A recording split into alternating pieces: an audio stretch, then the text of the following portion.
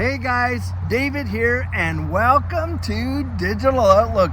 Guys, in today's video, the SEC has absolutely lost it. So guys, let's get to it.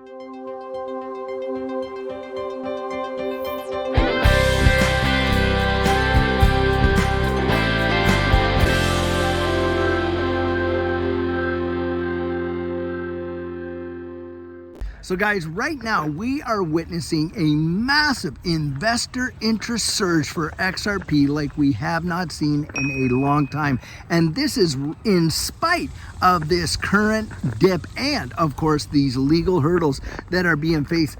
People are looking at this ecosystem and they are opening up their eyes and realizing the potential. We have been literally compressed over 6 years, and I'm talking a tight spring that a lot of technical analysis folks are talking about literally exploding and to numbers that most people really can't even imagine right now. And I'll tell you what, we've been here before. Back in 2017, very few people would have ever even fathomed that you would have watched XRP go from under a penny, in fact, just under half a penny, all the way up to that $3.84 range. And I'll tell you what, that 60,000% move minted a major number of millionaires. Yep, and think about this too.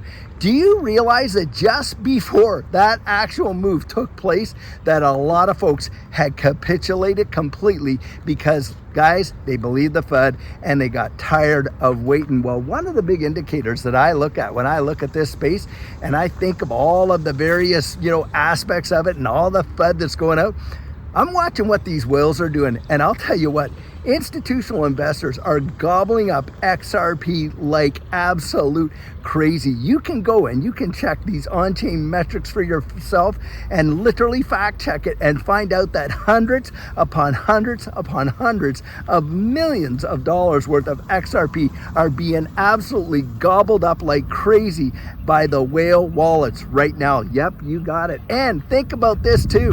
This is right in the midst of this whole controversy with the SEC, where the SEC literally just today flip-flopped on the whole Ethereum 2.0 deal.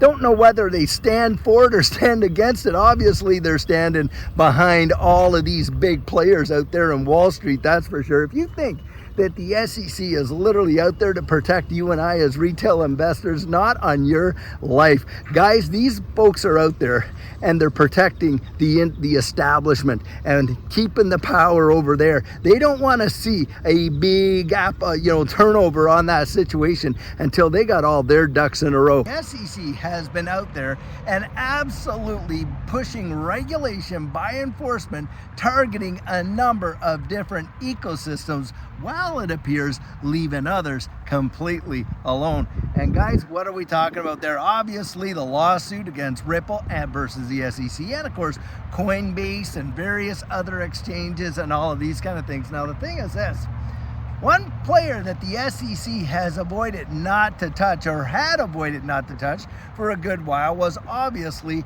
Ethereum. Ever since Bill Hinman came out and gave the Ethereum free pass, which basically said, hey, listen, even though the original ICO, those were securities, but hey, considering the fact that it's where it is now, we don't consider it security anymore.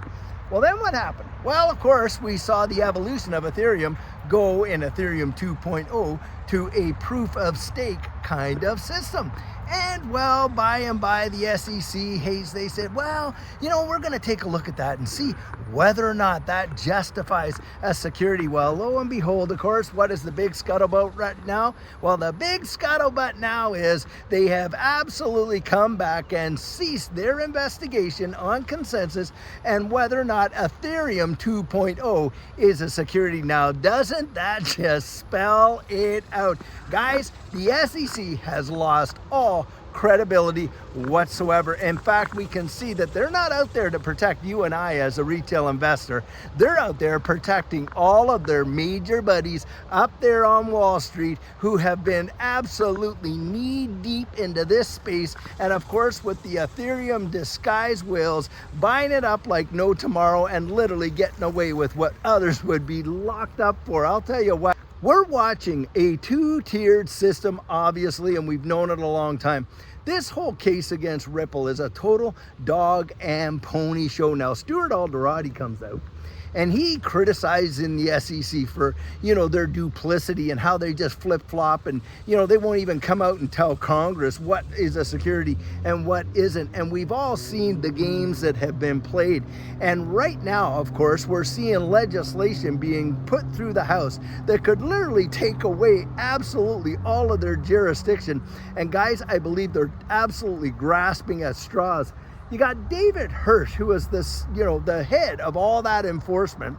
And what's he gone and done? Well, he went up and resigned. Boy, that sounds very familiar as to when Jay Clayton on his last day as the SEC commissioner comes out and drops his lawsuit on Ripple. I mean, the stuff that we're seeing, it's a total absolute joke. And the reality is, guys, we have a say in all this, and it's coming up this November, and we cannot allow this to just constantly continue with this total kind of like one-sided type of regime, with the SEC favoring all of these, Wall Street types with Ethereum. Ask yourself this: isn't it absolutely peculiar timing that they're coming out with all this kind of stuff when crypto is a big item on this election cycle's ticket? You had better believe it.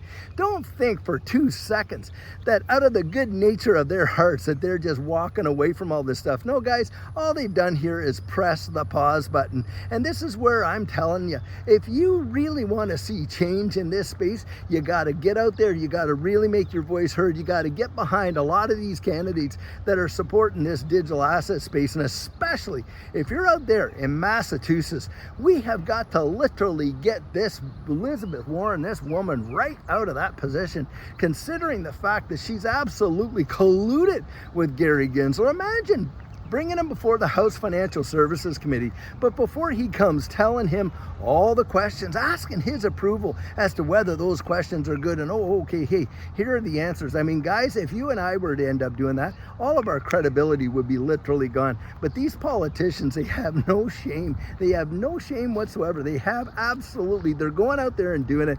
And Elizabeth Warren, one of the top ones that has ever gone out and done this kind of stuff.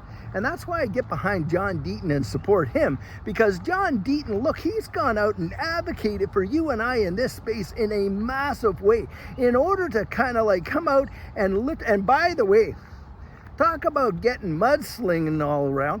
John Deaton has had his character besmirched by people going out there saying, well, he was paid in XRP and all this and that. That is absolute hogwash. Don't ever believe it.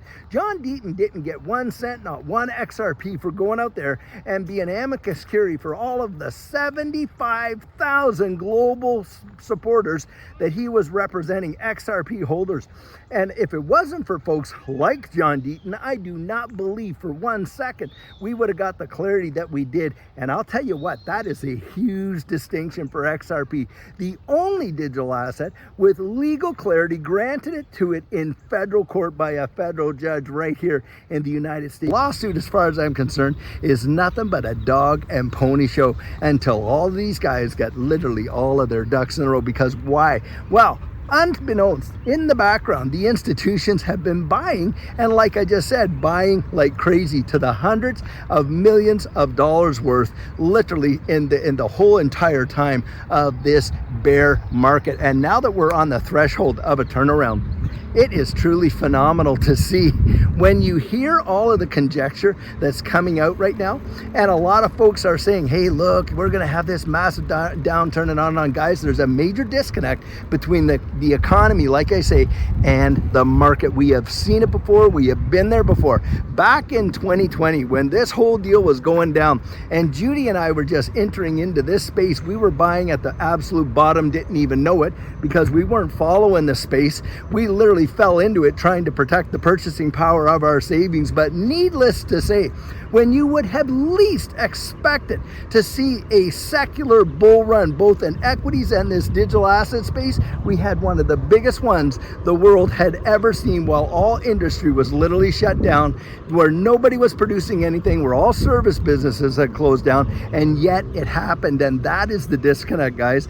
That's how they trick you into thinking, oh my gosh, don't want to do do this, and they FUD you out of it, they scare you out of it, while at the same time they are literally packing their bags in the background for when it literally explodes. And what happens, guys, they come out like thieves is what happens, and that is exactly what they are. They literally rob you and I of opportunity by causing us to have fear, uncertainty, and doubt, all the while the infrastructure is literally being laid. Ask yourself about those fundamentals.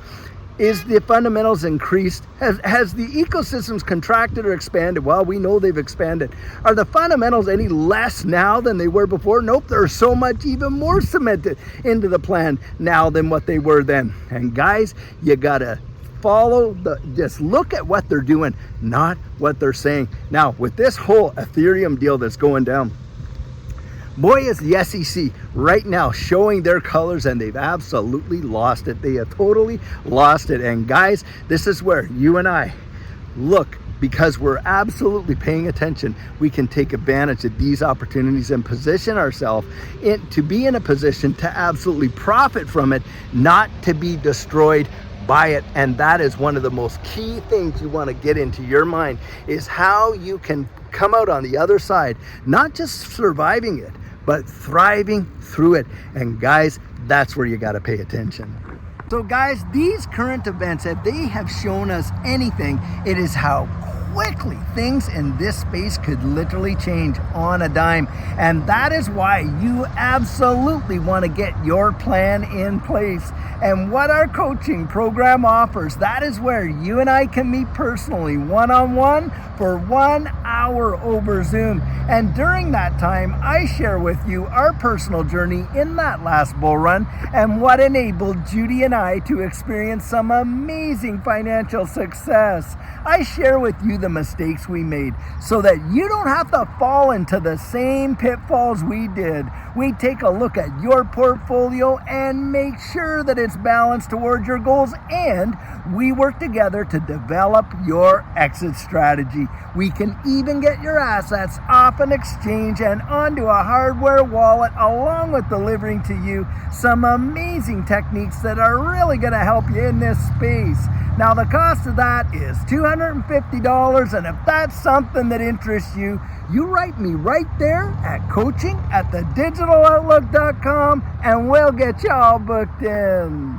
So guys, I truly hope that you enjoyed today's video, and as always, it's not financial advice, it's just my 2 cents. Hit the like and subscribe, and drop your comments right down there in the comment section, and I'll catch you in the next one.